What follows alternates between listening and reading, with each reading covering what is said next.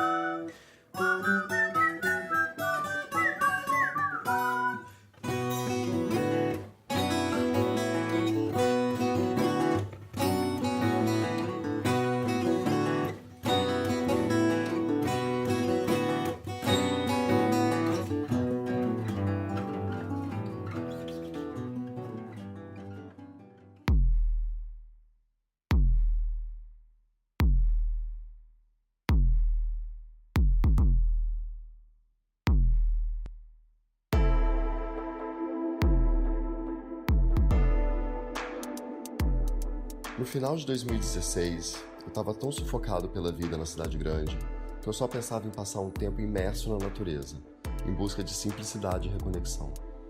Dando um Google, eu descobri um programa chamado UFIM e fiquei a fim de pesquisar mais a fundo essa nova economia colaborativa. Eu fui então para o Havaí, onde morei por 4 meses numa comunidade com 15 pessoas, comendo o que plantava e nadando com os golfinhos quase todos os dias. Mas essa história não é sobre mim, e sim sobre as pessoas que encontrei por lá e o que aprendi com elas.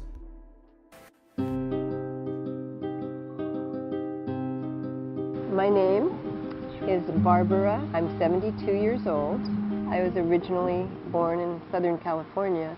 What brought me to Hawaii was a psychedelic king who wanted to score a chick, and I was the chick. So I came, and I don't really believe that at that time I had a clue of who I was or what my purpose was. I had a near-death experience in my first Saturn return that made me realize that I could have died and not known who I was. So when I was about 30, I started searching for that identity.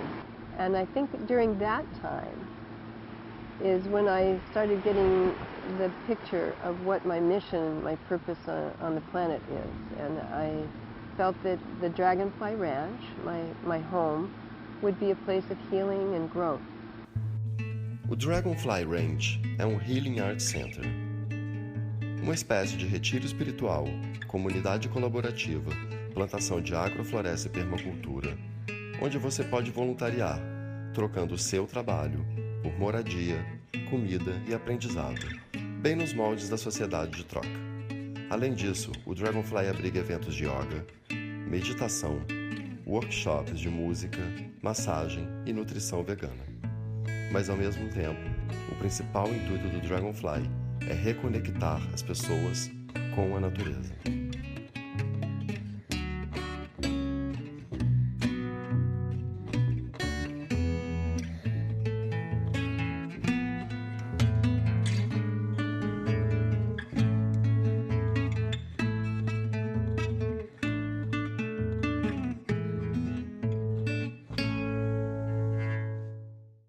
My name is Logan Greenbank. I am 24 years old and I am from Charlottetown, Prince Edward Island in Canada. My passion was travel and I wanted to go through volunteer organizations to find these communities and just learn more about the world that I live in. So I felt like Hawaii was calling me. Everything around me just said Hawaii. It was very unexpected, very last minute when I finally bought the plane ticket here. I used Workaway to find Dragonfly Ranch here in Hawaii, and I'm so glad I did because it was exactly what I was looking for, having a community in a jungle region, sort of discover who I am. I feel that when people are given the opportunity to get in touch with their inner nature by being surrounded by the outer nature, the beauty of nature, that they can really find out who they are and what their reason for being is. I had a little cancer scare myself. My mother had hers and I had mine. We both looked at it as a way to heal ourselves naturally.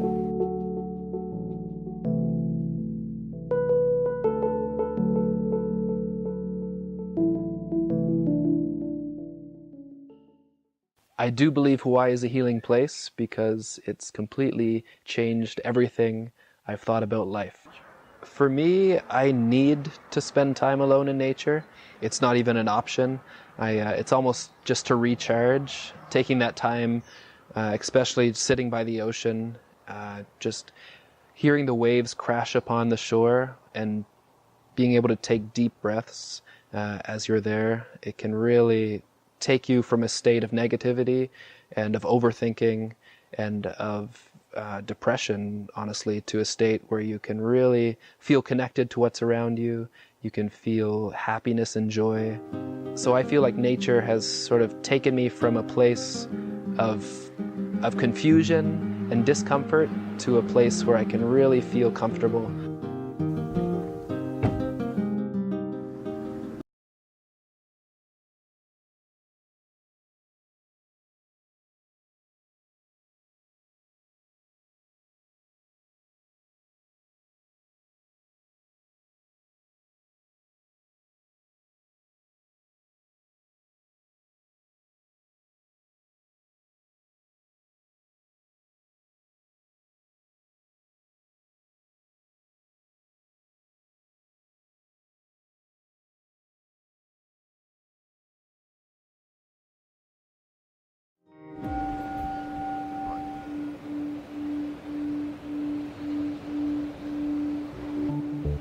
My name is Ama Sophia Rose, and I am here in Kauai, Hawaii. We are one of the beings on Earth that actually has been the most disconnected from Earth. Out of all, a lot of the belief system is that we are superior to the Earth, and we have lost connection to seeing her as a living organism. In not connecting to her, we have become separated from her, and that is what creates that place that we feel, lost or alone or depressed. What guides us to this awakening is usually illness, pain. Whether it's emotional pain, physical pain, disease, it begins to awaken us to say, this doesn't feel right to me. We become more sensitive. We begin to feel more. We begin to open our hearts. And everything that's been repressed, suppressed, and oppressed then begins to open. And then all of a sudden, the sleepiness that we were in, the apathy, and the robotic motions that we're living our lives in, just plugged into coming home and getting on Facebook, we cannot do this anymore. We cannot be in the dark anymore. It's too uncomfortable.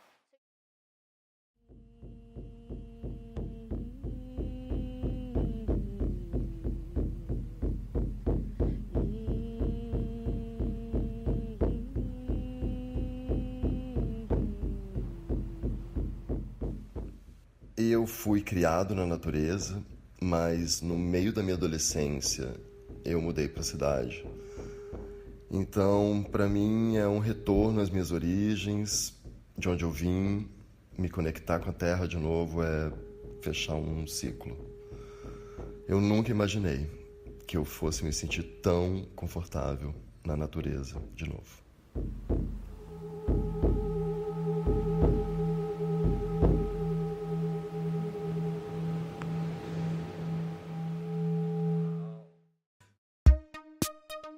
I've grown as a person here, and I'm looking for something deeper than partying and whatnot, honestly. And I think when I go back home to Tennessee, that will definitely show.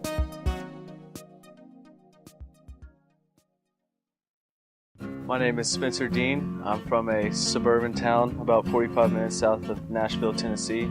It's called Spring Hill. Not much is going on. This is my girlfriend, Grace Shockey. Hey. I'm Grace. I'm 19 years old. My most recent job, I worked as a caregiver for the elderly. High school, and I graduated this past May. We met at a football game. My friend introduced us. I just wanted a change of pace and I wanted to travel, and I came here. It was almost too big of a sudden change for us. Like, Yeah. coming straight out of mommy and daddy's house to living in a small room in the middle of the jungle. I know, when it's not so stuffy, it's actually kind of big. Yeah, It's huge. it is. Being away from my wife is particularly difficult. While I'm still able to communicate with her over phone and Skype and whatever, it's still different when she's so far away, not having that physical connection. My name is Evan Shire, and I'm 33, and I'm from Oyster Bay Cove, New York, which is on Long Island. I was a professional singer and an actor, performer. The biggest challenge, I think, is trusting myself, trusting that I'm enough on my own. So my wife and I are polyamorous. We have other partners, and being able to connect with other people, but also the continuing connection that we have. The fact that if I do happen to meet someone along the road that I feel a very powerful connection to, that I feel a little bit more freedom and at least the ability to explore my situation and my experience maybe a little bit deeper if I choose to. Honestly, I'm dreading going back. I feel like I'm home here, like I'm home. My name is Carolyn, and I'm from Montreal, Canada. I'm here to write a thesis, but at the same time, I'm work trading. The team is always changing, so it's like a continuous flow of new faces. Overall, it's a lot of people like me, people who are on in my opinion, they're on a healing journey, most of them. Healing journey, like a spiritual path of rediscovering themselves and trying to create a new life for themselves. And are you doing that too? Yes. And we came here in the first 2 weeks, we were having major problems. Now our relationship is stronger than ever. We heard that if you're in a relationship and you come here, Pele will supposedly test you to see if you're supposed to be together. Pele is the goddess of the volcano on the Big Island where we are, and she rules over passion, and sometimes she can be a bit angry and she lashes out, but a lot of times she's really just giving and loving. There is the night market called Uncle Robert's, and I was told the story of Uncle Robert's was that the volcano was going to erupt, and so everybody was in that area was told to evacuate. And Uncle Robert's, him and his wife were cleaning the house, and they were told, okay, you have to leave. And they said, we can't leave the house in a mess. When Pele shows up, she can't see the house in a mess. So we really want to make everything clean for her, and so she can see something good. So they did that, and then they left. The lava flowed, and when it was time to come back, everything was, destroyed, but the lava went right around their house. For whatever reason, decided, well, we're going to spare this house. Thank you for, setting it up so beautifully for me to come and see. Before Pele was to leave, she gave her greatest demonstration of power. Kapoho soon turned into a ghost town with only charred embers of its buildings remaining.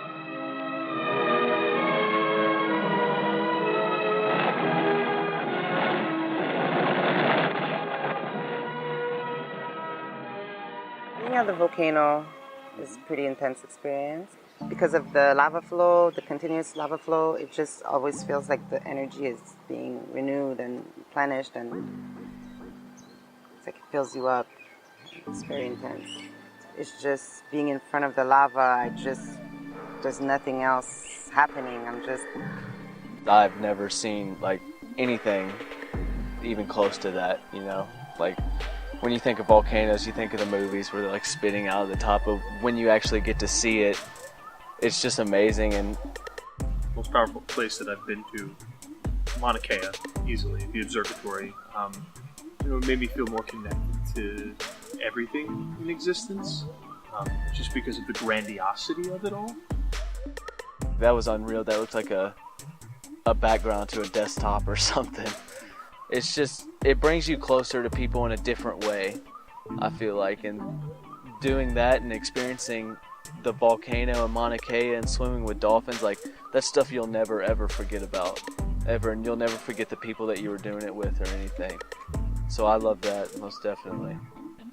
It's a different type of connection, I feel like, because, you know, we're all on the same path. We're all here doing this together. We're all looking for something, and that's what we're trying to find it, you know. And we walk all the way down to the ocean. Yes, let's go.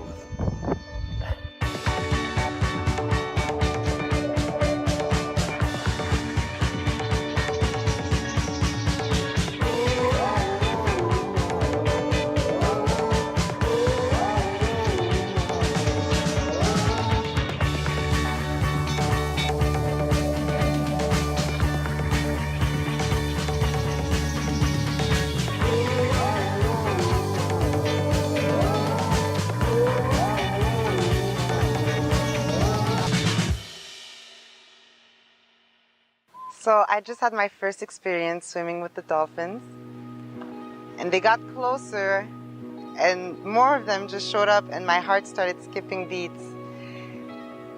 I could compare it to when you fall in love and you have the butterflies and your heart is just... And I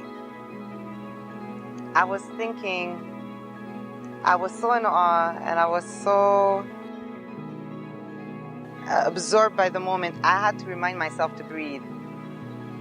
I was just, speechless almost. Yeah. I think people are just looking for ways to reconnect.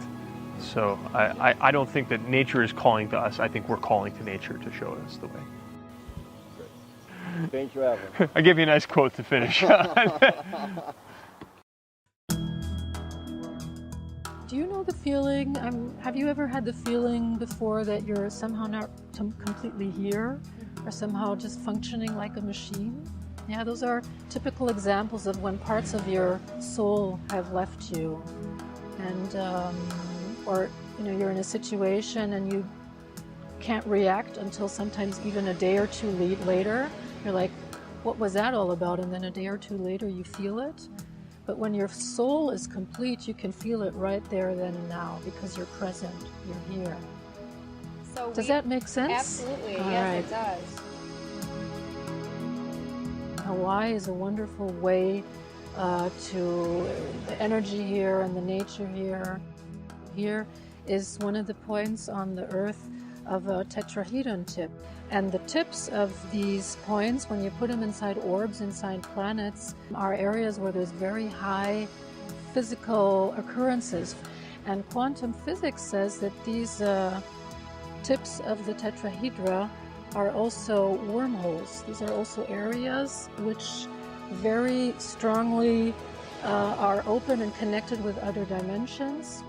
What shamanism is for me is being able to walk in many different dimensions and worlds while being in this world, and sourcing and anchoring this multidimensional energy into this reality. I feel more than anything, shamanism, it is not about a power over, power under dynamic. It's about actually becoming harmonious with nature and becoming connected so deeply to the Mother Earth that we listen. For example, in Hawaiian shamanism, in Huna, it is taught that the day starts when you go to bed in the evening. That's why they do Ho'oponopono. Ho'oponopono, this is basically forgiveness. It's speaking from your gut, your manao, saying your manao, being honest, being direct, and looking at a person in the eyes, and really being honest, and listening to the other person. So listening and speaking the truth, this heals. So what's happening right now is there's a surge of medicinal plants that are coming into our consciousness. They are calling us, so to speak. So you have the medicine of the grandmother, you have the ayahuasca, you have the peyote, you have blue lotus, you have cacao, you have many of these ancient teachers that are coming back, and their whole role is actually to create. People are being called to Peru, they're being called to all of these sacred sites, they're being called to Hawaii to work with kava kava. And because it understands the harmonious balance, and it understands, you know, the different frequencies of energy of the roots interconnecting with each other, it actually has a consciousness that is reaching out to us to be able to awaken us from the sleeping that we've been in. The group is here from Austria, Germany, and Switzerland. And now we're going to do a guided drumming meditation where the drum is the shamanic vehicle. It's the monotonic drumming, synchronizes the brain waves to a theta state, which is a deep relaxation.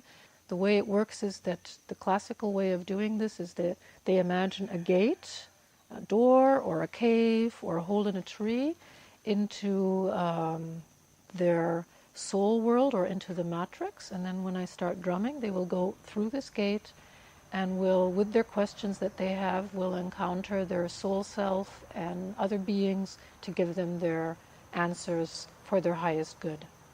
Wie es euch angenehm ist, einfach nur entspannen. My name is Lisa Baritz, and my medicine name, part of my medicine name is Rainbow, because I like to connect everybody on the world with everybody. I've traveled in all continents, and the path finally led me to shamanism. It became clearer and clearer. This is really where I want to go, what I want to do. I went through college and I got my degree, and it was good, and I enjoyed what I learned, but it didn't answer the questions. I always thought when I was a teenager, when I'm big, I'm going to get these answers. And the questions were about who am I? What am I here for? What am I going to do with my life? And what defines me as a human being on this earth?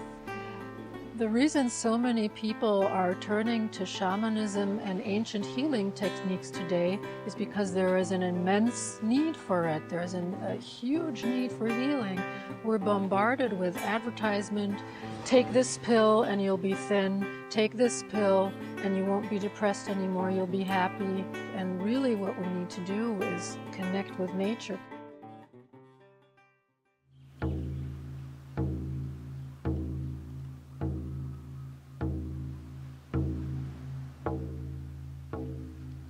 Honestly, I don't know how anyone is surviving right now who doesn't have a spiritual practice, because the world is so like chaotic and fast, and everything's all happening.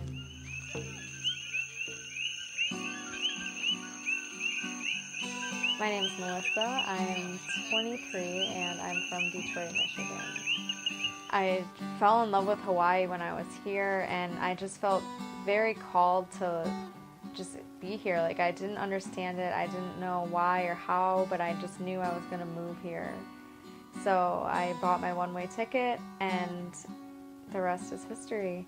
I mean, I don't know. I was just looking for expansion and growth and fun and adventure.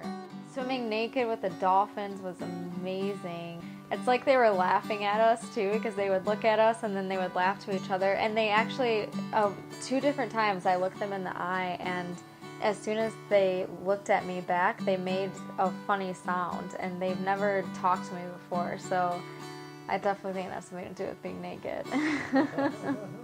Dolphins and whales, the way they communicate is they create up to 6 or 7 sounds simultaneously. Clicks and, you know, all kinds of little feeps and peeps, and, you know, you've heard them underwater before. And they create pictorial holograms. Many people receive dreams from dolphins and whales and images because they're literally sending information to us to connect with them at this time on the planet. They're just holding this vibration for the whole planet. Yes. Levels we can't even imagine. Yes. The humpback whales, when they sing, it's so loud, like a Boeing 747 when it takes off. It's really, really powerful. And they are literally holding the vibration of the earth so that the earth does not collapse within itself. Behind me is where the whales, the humpback whales, come for mating season. This is a beautiful place to use the crystal bowls and to connect with the sacred sound to bring in the frequencies for our intentions.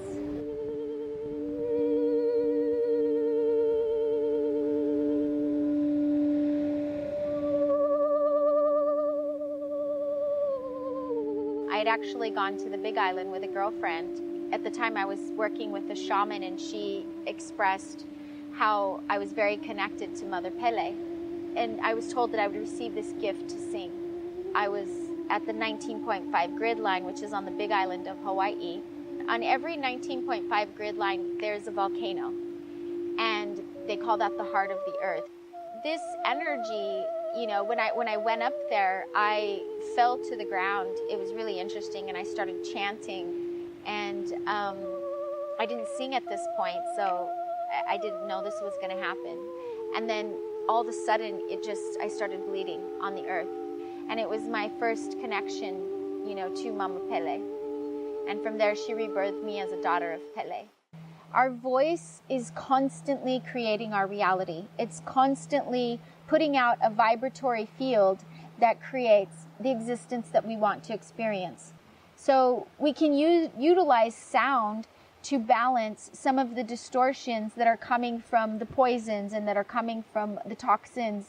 So if we want to harmonize that, and we want to come into a place where we fully align with nature and with the higher aspects of ourself in this physical form, we can work with sound, and we can work with sound medicine.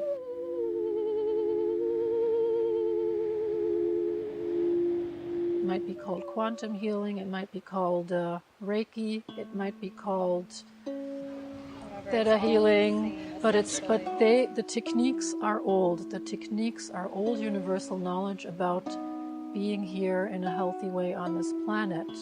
We are nature. We come from the source, and we are sparks of this source, so we also all have the source within us, and we can connect to this universal energy when you do what your soul plan is here meant to do.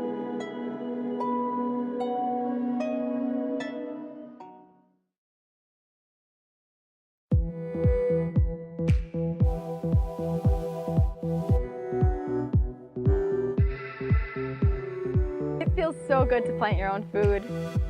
You put seeds in, and you know that you're doing something wonderful for the earth and for yourself, and it's really rewarding. You see the power of the earth, that you can make something this small into something nourishing and amazing for you. It's all we need. It feels very, very good to plant my own food. I love working in the garden. It's like reconnecting with how these people used to live and really understanding where food comes from.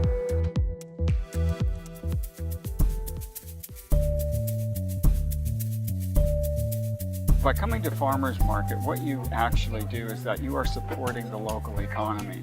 And that all the people here at this market, it's really sweet, because the motto is along the lines of from our land or by our hands. So people make these things, they grow these things, they offer these things to people who come here from all over the world and really enjoy what our big island of Hawaii has to offer. I believe in a new system where people trade, more of a collaborative economy, and they work, exchange, like doing what we're doing, and they trade their goods for other goods. It's where we came, and we came to the monetary system, and I think now we're seeing that it's just not working, and I think we could go back. I don't think I buy as many things like at home. It's very tempting to just go to the mall and just buy stuff and stuff and stuff. And I think I've bought like one clothing item that I actually needed since I've been here, and the rest is just mostly produce from the market. Yeah, the sustainable way and ethical way, they are so expensive for now that Even I can't afford that. You don't have to buy every season, but you have to buy like clothes regularly because, well, you can't really go naked everywhere.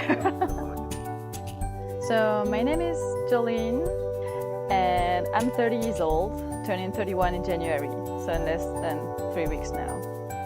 I could buy clothes that are made in a more sustainable and ethical way if the price is not like over the roof. So we have to find a way to do that in a proper way and still affordable for more people. So the fashion industry is moving at a rapid pace. And with all of the changing fashions, we're losing sight of our connection to the environment and the connection to how this is impacting us globally, how it's impacting us sustainably as an earth. So working with more sustainable, ergonomic, and conscious clothing, our body and our skin is the biggest organ that we have, and it's breathing and it's living and it's detoxifying. So if we have plastic wrap that's on top of it and we're not allowing it to get the sunlight rays and we're not allowing it to receive, the air and the oxygen, we're actually killing our system. These companies like to tell people, society, that they shouldn't like who they are and that they need to improve themselves in different ways, whether it's by buying beauty products or buying new clothes. And I feel like the really important thing to remember is that if you don't need all these things to like who you are.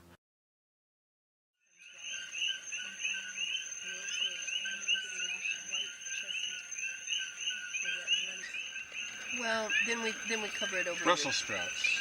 Yeah. I love Brussels sprouts. And put your breath. It's called the breath of life.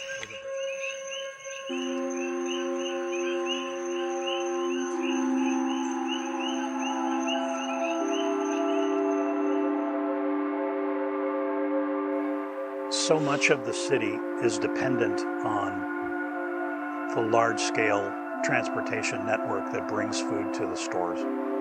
And if these people can't get or grow their own food or don't have a way to get it otherwise, what are these people going to do?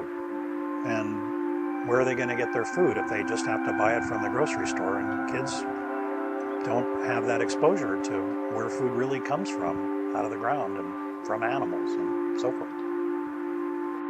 My name's Dave, and I'm 57 years old from Los Angeles. I had a small business out there. I delivered packages and urgent things all throughout Southern California.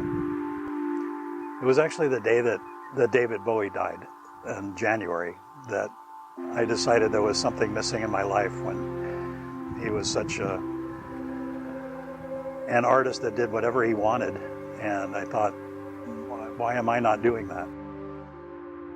And I signed up as a gardener, and I wound up cooking a lot more. I just started a job cooking, so as a chef at a facility on the other side of the island, and I'd like to do that more, and I'd like to do more artistic work too. I'm actually cooking now gluten-free and dairy-free, which seems to work out pretty well for me. Without even realizing it, I've become a fruitarian. I've been eating only fruit and macadamia and peanut butter like every day. I think I need more variety in my diet, honestly.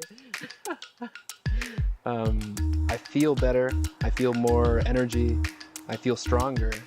And even I was just Skyping with a friend back from Ottawa, and she said that my skin looks like it's glowing and my eyes look brighter. I eat mostly fruits, vegetables, grains, like nut butters and almond milk and stuff like that. I eat vegetarian and try to go vegan when I can. So I eat pretty well. I would always want to have a sustainable life, especially after this experience. I don't think I ever could really go back. Okay, hungry people. I definitely was a consumer before, but I believe I've changed now after traveling to Costa Rica and after coming here to Hawaii. Now I could definitely live just off the necessities. My plan is actually to just live out of my backpack as I travel for the next few years at least. I just discovered that you can have home everywhere. It's not about a place, it's about people you're gonna meet. And if you can connect with people, and you're gonna find new friends and a new family and a new home. Yeah. Beautiful. So guys, last day. It's very weird. It feels surreal to me. Yeah, it doesn't feel like it's happy. It's happy and sad. Like, I'm very happy to go home. But, like, I've lived here for the past 3 months, so this place pretty much feels like home. Yeah, it's so weird. You know, I mean, in the community that we've had, God, it's, we get such, at least I've gotten such close connections with some people, and because we're all traveling and we're here on a temporary basis, and you never know if you're going to see somebody again. And, you know, I mean, my heart broke a couple times, you know, with a couple people that may have been interviewed on this film. But yeah, but it's all getting past that fear and just really getting back to living in the moment and just being there and connecting with people, and then whatever happens next, you know. It's all part of a grand design if we're staying on our path. And I'm just really grateful that for everything that we're doing on this, and that I got a chance to, you know, to help interview some of the other people when Grace and Spencer left, and then Logan, and, you know, who's going to interview you? I'm so grateful that I know that you're making a beautiful movie and that you're usually behind the camera and asking the questions. Mm-hmm. So thank you for agreeing to do this. There was a time that when I asked you to Ho'oponopono, you said, no, I don't want to. And I encouraged you to say the truth. And then you said the truth. Yes, the first week here was very intense. And I was waking up every night, 3:30 a.m. with thoughts that I don't know where they came from because I didn't even remember before. Well, and we were mining for them with the flower essences, the deep toxic buried emotions and childhood traumas. So they were, but you chose to do that. And not very many people have that courage. But you were brave. But I was, for a long time, pushing it to the front. And afraid of it. And now, as a moment in my life that I decided to take a look at it. When I moved to New York, I went to New York to have a new life, but I didn't know where the journey was going to take me, because that was the first step for me to get out of my comfort zone from the place I was living, and I saw that it wasn't the change yet that I needed. And now I'm finding the balance. I'm still on the search for the balance. I think I'm gonna be learning until the day that I'm dead. But my actual moment is learning how to balance my time of rest and work. And I think people need to know there is a way to get out of the machine, of the rat race, and try to have some peace.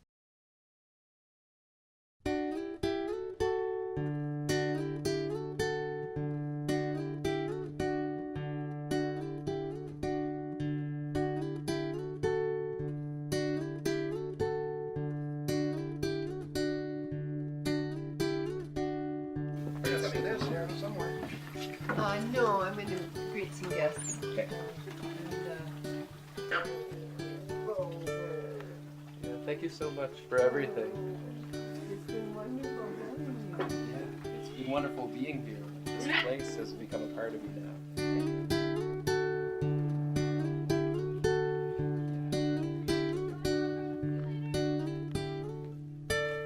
Okay. This is the dragonfly goodbye. Just hold on.